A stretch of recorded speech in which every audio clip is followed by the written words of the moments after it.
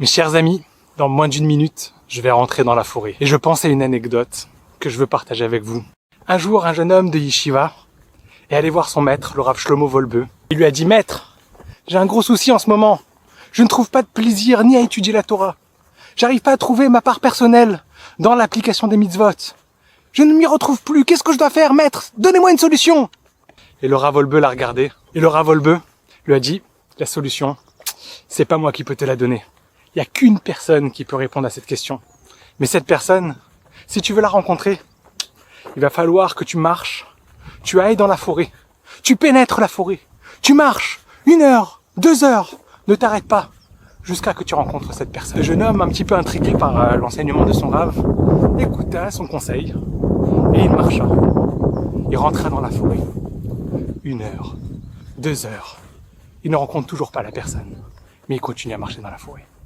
Le soir, il rentre à la yeshiva, les yeux rouges, et il va voir le Rav. Il va voir Rav Wolbe. Il dit « Rav, j'ai compris. » Et le Rav lui demande « Tu l'as rencontré ?» ?»« Oui, je l'ai rencontré. J'en ai même pleuré. J'étais en larmes. » Et le Rav, voyant ses yeux rouges, il dit « Qu'est-ce qui s'est passé ?»« Maître, Rav Wolbe, j'étais en train de marcher. 2 heures, 3 heures, je ne le rencontrais toujours pas. J'étais en plein milieu de la forêt. J'avais l'impression que tout était fini.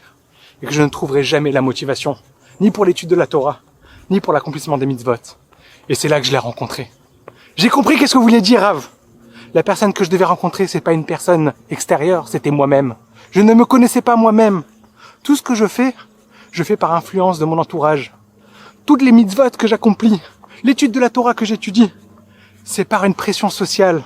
C'est pour être convenable. Mais je ne savais pas si c'était ma vraie part à moi, et c'est pour ça que je ne trouvais pas du plaisir personnel. Je me suis posé des questions et je me suis mis à pleurer.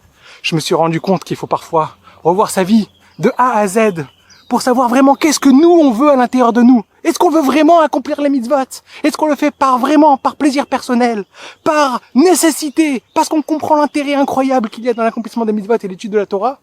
Ou alors parce qu'on le fait sans réfléchir, par pression sociale, par mimétisme? C'était ça le message incroyable de Rav Wolbe. C'est parti, on peut maintenant, à présent, rentrer dans la forêt et à nous aussi essayer de rencontrer cette personne.